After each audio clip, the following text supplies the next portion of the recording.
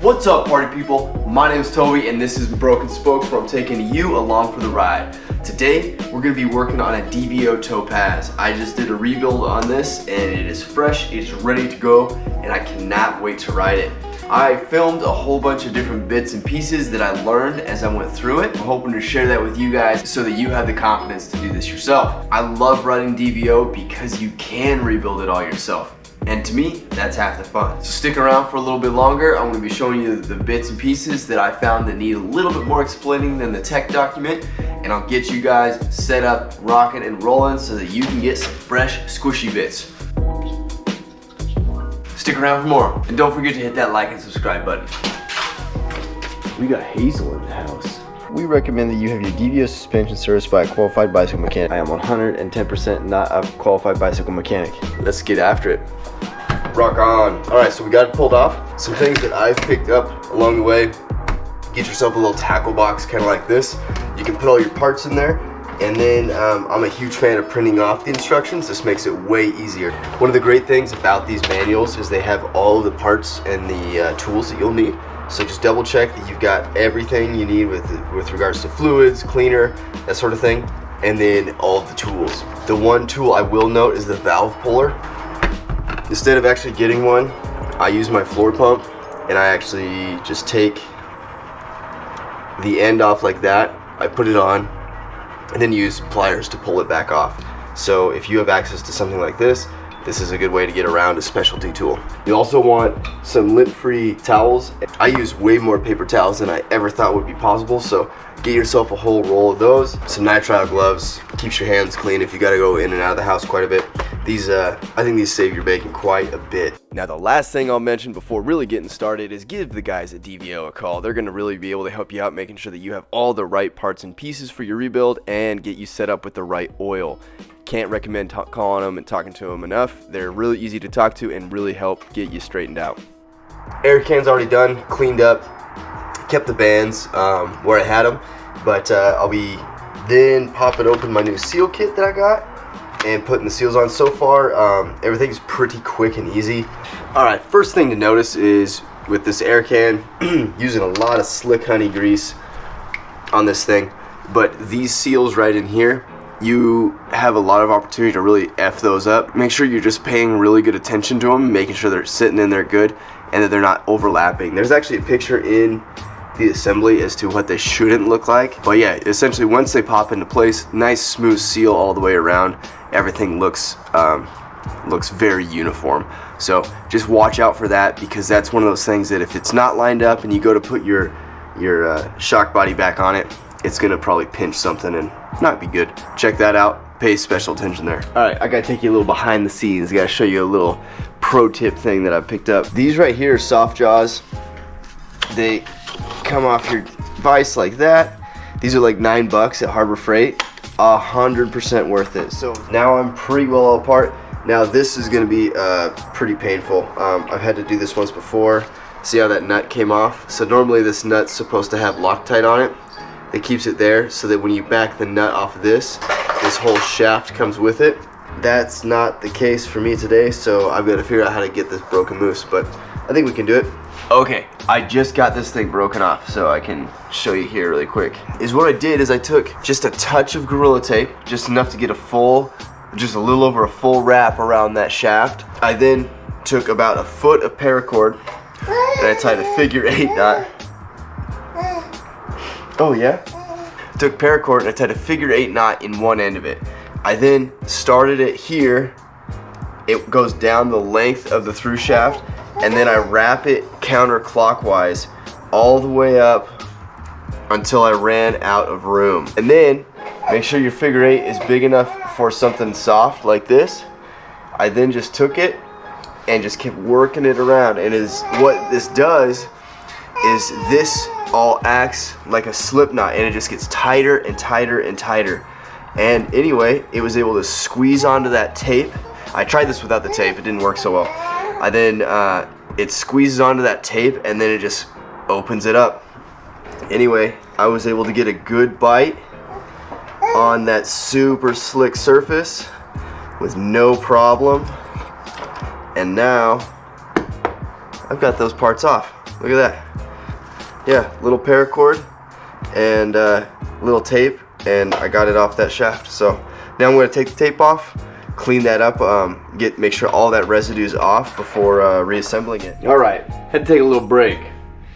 Little man was not having it. All right, so let's talk about the air piston here for just a second. So if you have an air piston that looks like this, you're gonna wanna give DVO a call and make sure that you get this one. This is their latest and greatest. And then on top of that, there's a bushing inside of here that you wanna be very careful of. And so just getting a new one to make sure that bushing is good to go is like just the right thing to do. Because this fits in here like this, the end of the dampener fits down there and it runs this way, is what I do, and it's worked well for me, is because you don't want to mar up this bushing. If I were to take this end with that shelf and just shove it down in there, I can start marring up that bushing. So with this free and easy, I actually go the other way. Insert it from this side, then it interacts with the gasket that you installed earlier, and then I twist it clockwise, and so I use the threads themselves to kind of pull it, and I put a little bit of pressure on there, not a lot, and you just kind of work it in, just about there. There. Easy peasy. Now I've got the air piston on. That's exactly where I want it. Now I just need to figure out how the F to organize all my shims again, because screwed up there. Okay, another thing I want to point out here. So earlier in the spring when I was taking care of this, I ran into the same issue where my air shaft was actually stuck, and in one of my attempts to get it out, I actually went to a bike shop, put it in some soft jaws, and saw if like those soft jaws would clamp onto it. They actually had a little debris in there, and it gave this nice scratch. I went ahead and buffed it out with a whole bunch of emery cloth and elbow grease, and I actually got some polishing compound from the local auto parts store. So I just put all that on there, scrubbed it out really good. I ran it all season. The gasket that I pulled out looks great. The bushing looks fantastic. So if you mar it up a little bit, I wouldn't panic. Just get some of that polishing compound and some emery cloth and work it over. So yeah, I've been riding with that for 6 months at this point. And so upon further review, just want to point out that if you do run into that issue, probably the better option is, rather than buffing it out like I suggested or said you could do, is just go ahead and buy a new one and wait a few more days for this to show up. I would actually recommend this instead, and I would do this again. I just didn't know this part was available. Okay, I have done the digging for you. So if you're looking at these stock shims, you know what you're looking at. Okay, so here's your piston. This is gonna have a compression side up here and a rebound side right here. And it's how this works is on your compression shims, they're going to cover these big ports right here. And it's what's happening is as this is plunging through that oil bath, these shims are getting bent backwards and they're coming up through these big ports right here. Your actual compression shim stack looks like this. This thicker washer with the bevel towards the piston. Then you have a stack of three shims here, each one getting progressively bigger. Once again, I'll put my link down below. So you have top, middle, the top of the piston, and then is how this bottom side works is it's exactly the same but in reverse. As this piston is coming back through that oil, it's forced through these smaller holes, and then those are connected down here onto these those ports right there, so you can kind of see them go through. Those two shims sit on there, and that oil is pushed right over the top of those. There's this little washer here to give it a little bit of space so that those shims can move, and that nut. So that's the layout right there. As it looks like this. To recap, we've got the beveled washer here, 3 progressively larger compression shims, the actual piston itself, and then these 2 rebound shims, the small metal collar, and the nut. That's the standard stack. Hopefully this slide will help save somebody's bacon here before too long. Okay, steps 29 and 34, these white little washers, set them aside and save them. You may have to reuse them later on because the new ones are tricky to install. If you install them incorrectly, they can get crushed and actually break. There's a reason I know this, but fortunately I had my old ones saved and were able to put them back in the assembly. When you go in install them, especially steps 48 and 49, do everything gently. So just tighten it just a little bit, and then occasionally I take it apart and look back as much as I can, because you can get these things misaligned. They're so small, they're so delicate, they just require an immense amount of precision. Be careful with that and you should be good to go, but save the old ones just in case you aren't. Alright, so we got this all back together, so pay special attention to the direction of the compression loader. That one just takes a little bit of time. The instructions got it in there pretty good. With this guy, the actual ring here is pretty tricky to put on, so just be really careful. I'm out in the garage right now, and it's a little cooler. Make sure that this is all up to room temperature or nice and warm before you put it on, because then it won't stretch over this metal nearly as well, and you can actually warp it and kind of bang it up. So, alright, party people, we've got the shaft back on. We've got it all ready to roll. Another thing is get yourself a little hobby vise like this. Just something nice and soft to grab onto it, because it helps to have that extra set of hands. Man, oh man, do I find this thing supremely useful. So another thing is make sure that when you call DVO to get your parts, make sure they send you the oil. I don't know, I just think that it's always better to have those guys send you the oil as opposed to sort of making sure you get it the right stuff yourself. So I got this 2.5 weight from them, and it's pretty cheap. Send you quite a bit. Anywho, okay, so for another $14, get yourself this bleed zone kit off of Amazon. It's the RockShox Reverb bleed kit. I'll link the description below, but I got this thing bled. Okay, so little bro tip, not a pro tip, but a bro tip here is that you want to pay attention to all the steps leading from putting on the dampener shaft to putting on your oil reservoir.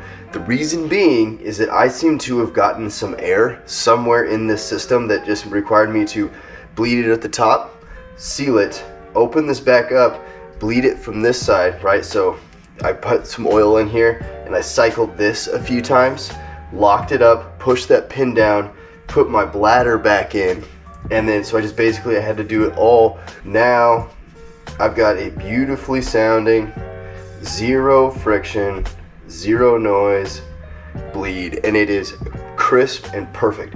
This little bleed kit actually worked pretty stinking good for the cost. These fittings worked great, and yeah, this was a lifesaver. Let's talk about the air can assembly. This thing actually cost me quite a few days.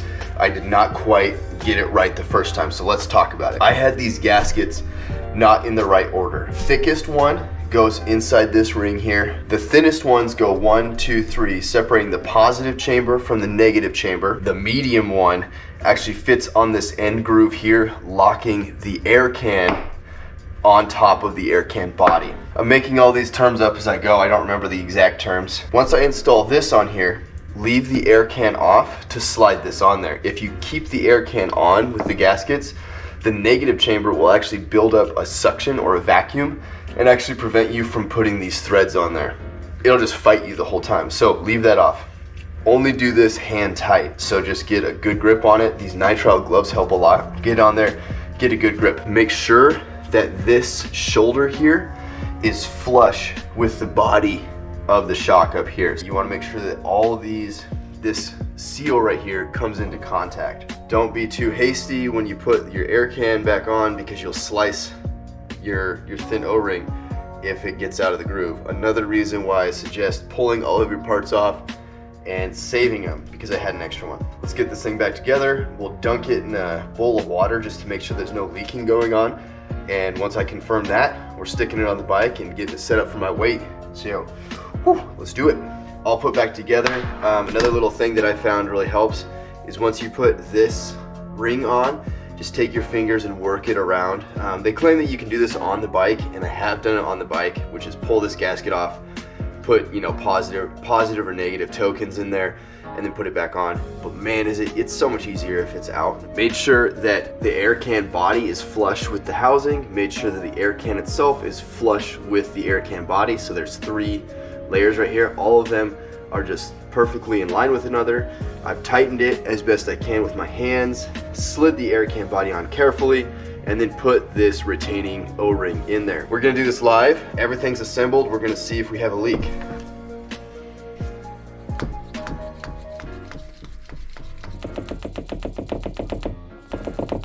So far it's holding air. We're gonna get it up to about 100 PSI. I'm gonna let it sit for 20 to 30 seconds, and then I'm gonna go get a bowl of water and stick it in the bowl of water, just to make sure that there is no leaks anywhere. Oh, and I gotta pump up the bladder too. So we'll get the bladder up to about 175, which is right where I like it. And oh, there's a 110. Okay, so let's get the bladder up to speed, up to pressure, and then let's go dunk it.